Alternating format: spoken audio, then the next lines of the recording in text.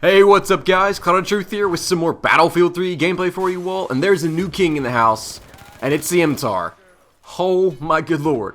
I have finally jumped on the MTAR bandwagon, and god, I'm an idiot. I want to kill myself half the time when I just think about the fact of how stupid I was for not using this gun earlier, because good lord, this thing, it's amazing. And in my opinion, it's hands down the best engineer weapon in the game, and beats out about 75% of the assault rifles in this game. This is a carbine that literally will just rip your face off, just like a Raptor does. And I think, you know, I appreciate you guys leaving your comments in that PDW video.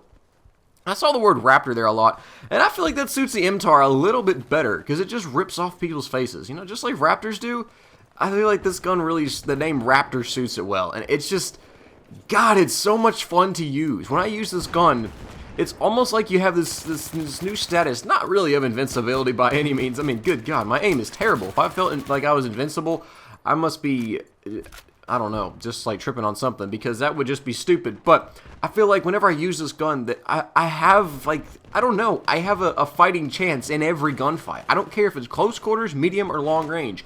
You learn how to control this gun, and you will not use another engineer weapon, okay? That's it. Now, like I always say, this is my personal opinion. If you like something else, great, man, use it. This is what I found to work for me. And if you're kind of futzing around with weapons here, Battlefield 3 is getting late in its lifetime, your lifespan. You're just like, man, what do I use today? I've used everything. Oh, maybe I haven't used the MTAR for a while. That's kind of what this is about. Pick up the MTAR. Give it a shot. This thing is so much fun to use.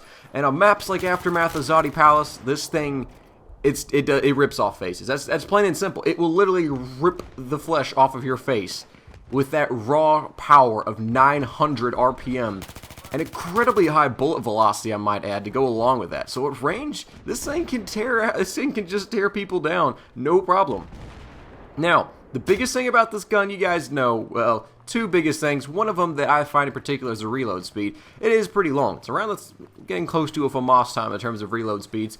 And the recoil is pretty heavy. It's got, I think, it's got like a 0.5 pull to the right and a 0.3 left, something like that. I don't know, I haven't checked the stats recently, but it's got pretty high recoil, which is why I use the foregrip. But I do use the heavy barrel, because I find that once you slap that foregrip on and put the heavy barrel, you can just pull down on your joystick or your mouse, whatever you have, and this weapon's recoil, it just settles in beautifully. I mean, it's just the raw power behind this gun is just unreal, and it's just, I use it, it's like, wow, like that shot there with an MTAR, I consider that to be long range, and I can pull that off with an MTAR. People say the MTAR is good for close quarters only. No, it's not. You need to do some little bit more testing there and get off of your M4A1.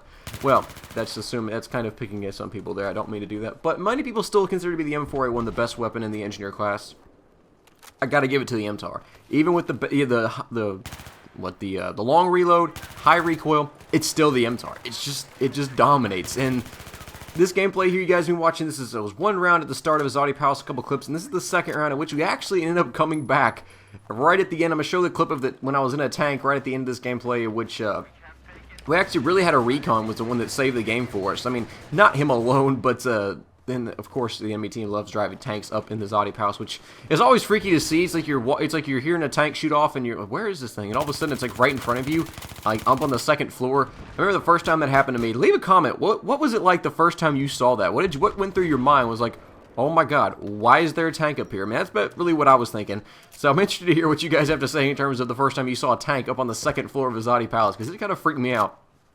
But at the end of this match, I was in the T-90 on the C flag, and we actually we had barely held on to win this game, which was pretty cool. We had a nice comeback, so hopefully you guys will enjoy that last clip coming up here in just a second. But to finish up about the MTAR, I would just say, just give this gun a shot with a foregrip, heavy barrel, and whatever scope you want. Now, some people have used it without a foregrip. It is certainly possible. I tried it for one match on Markov's Monolith, and it didn't work out so well. Reason being is that this gun's recoil, especially when it comes to the horizontal recoil, is pretty darn ridiculous. And without a foregrip, it can be very difficult to use. Here's my thoughts, though, when it comes to if you really want to use a gun like an MTAR with statistically the best setup. If you really, really want to go for that and you want to go heavy barrel only, try it out for a couple matches and give yourself a week or two to do that. Try it. Just see how it goes. If you find yourself making progress, stick with it. Otherwise, drop it. If you slowly see yourself doing better with this, hey, I'm actually getting better here. That's great. Continue to do it. If you find yourself doing just as bad at the start as you were, or just as bad, I don't know, maybe a few days later after you first started using this, that you haven't shown any improvement, then try something else, because that's the only way that's going to show if you can use that setup effectively. So, but here's this gameplay's wrapping up. I'm in the tank right now, trying on the C flag, and you'll see here in just a second. Actually, I don't think he's put it down right now. This recon's going to come up and throw down a motion sensor. This motion sensor, it didn't save this match, but it showed me where these guys were coming from. And I could use this tank, really just to frighten them. I was taking pot shots basically in these little hallways and corridors, and they were going, oh crap, that's a tank, don't want to run through there. And so it really allowed me to kind of control this area, because I could see where they are on that mini-map. And taking these shots like right in here, that guy had no idea that there was a tank around that corner. I mean, he might have, but he didn't know that I could see him, and then I was going to kill him that fast when it comes to, basically, he couldn't peek, which I'm guessing he was trying to do, because you could see him moving around there on that mini-map. Anyways, I'm getting a little bit off topic here, so hopefully you guys enjoyed this video. If you did, let me know down below. Also, two things. What's your thoughts about the MTAR, or your best engineered gun? And what was it like the first time you saw a tank in Azadi Palace? Because I was like, oh my god, why is there a Abrams up on this, in this second floor right next to me? Pretty freaky. Let me hear what you guys have to say on this. Talk to you all later.